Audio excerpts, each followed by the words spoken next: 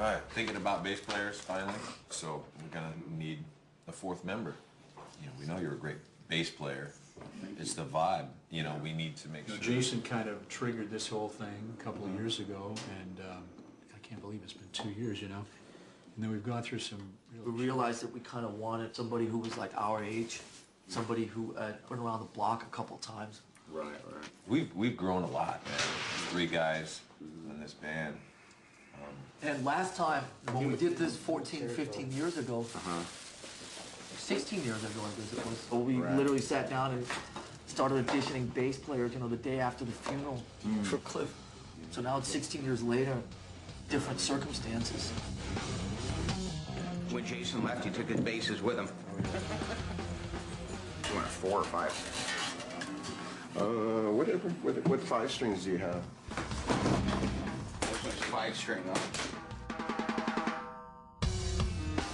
Keep searching, keep on searching.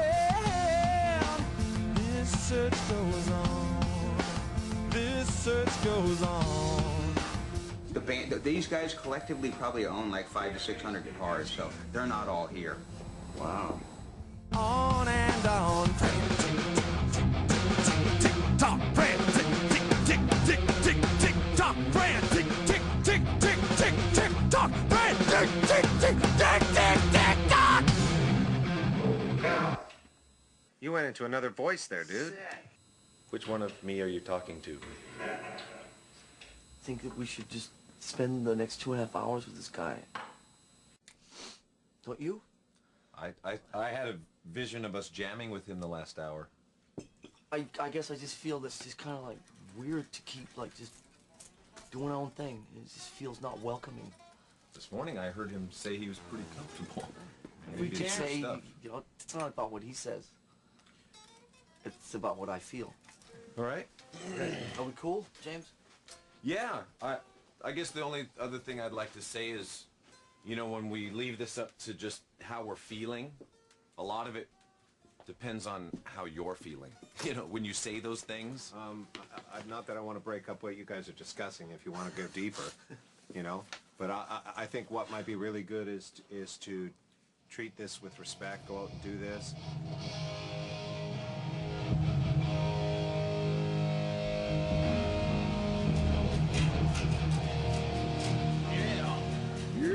Alan, this stuff?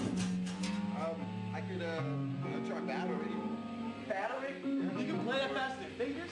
Yeah.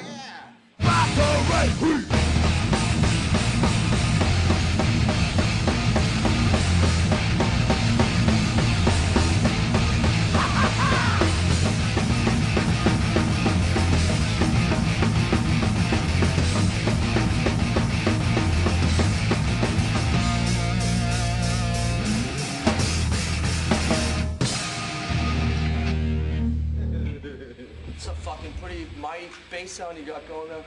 Yeah, it's like it. I don't know. It's the Mesa and the High Watt. Is there anything else you know as well as that?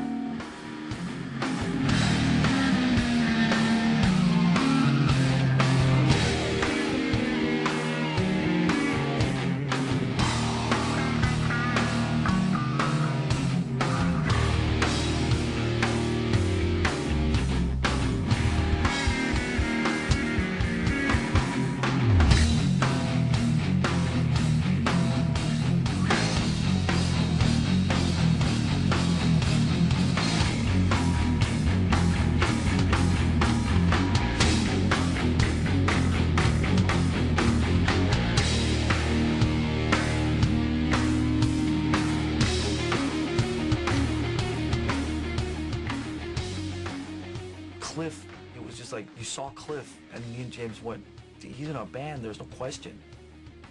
He hit it out of the park. And that's where it sort of gets interesting.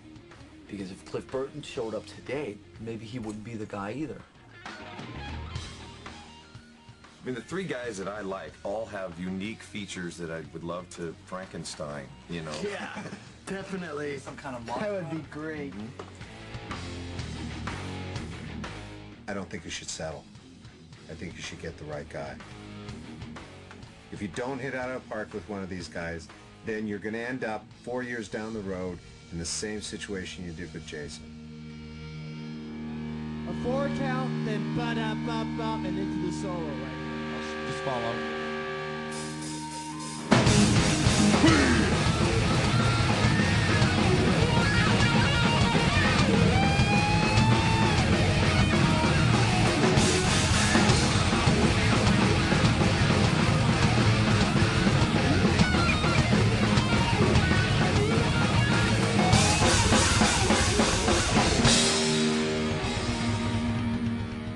The first guy of any of them that didn't look like he was struggling with it. That's what I told Bob. But do you know what I mean about like it? You know, with some of the other guys, it was sort of 10% over their capabilities or something like that. And you don't feel that with this guy at all. It's like the last 3 songs, like Sanitarium, Nothing Else Matters, and what was those? Sad. They were flawless. And looked over at him during Whiplash, and he was just right in the pocket and in there. And then afterwards, when he played it alone with his finger, it hadn't been played that way since Cliff. It's just like, huh? Yeah. Yeah, his fingers are pick, you know? Yeah, it's 3 picks. The sack ball now?